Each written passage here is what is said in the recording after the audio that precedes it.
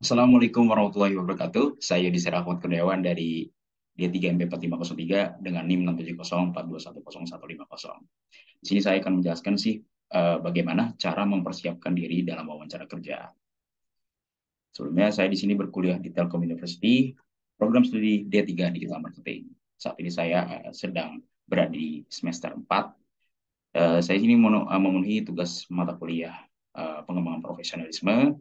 Ya, ini tugas modul-modul akhir-akhiran lah, karena ini nilainya bersifat cukup besar gitu. Selanjutnya kita akan membahas mengenai apa sih wawancara kerja itu gitu.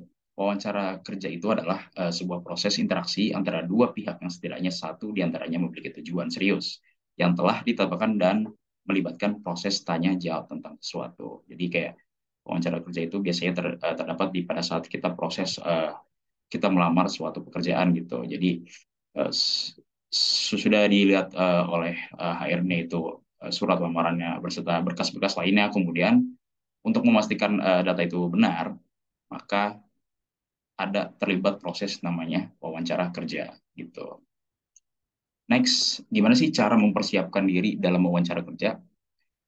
Ada beberapa tips gitu kan dari saya. Yang pertama adalah pilih pakaian yang tepat. Nah, pakaian pakaian tepat sendiri ya sangat berpengaruh dalam apa ya?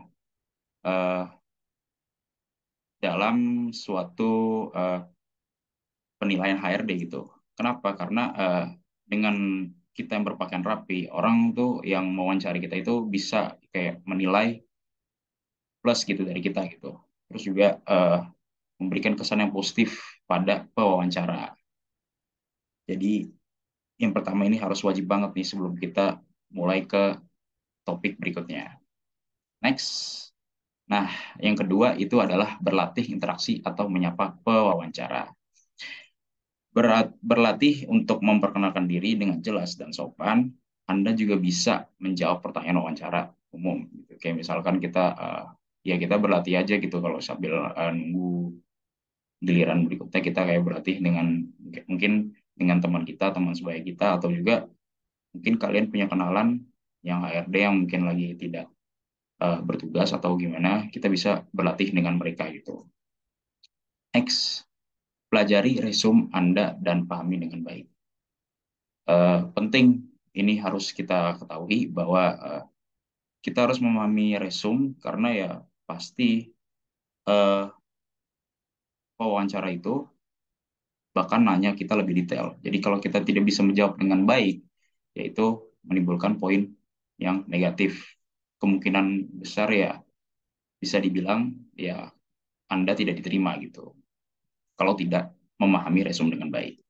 Next, pahami tentang perusahaan dan posisi pekerjaan yang Anda lamar.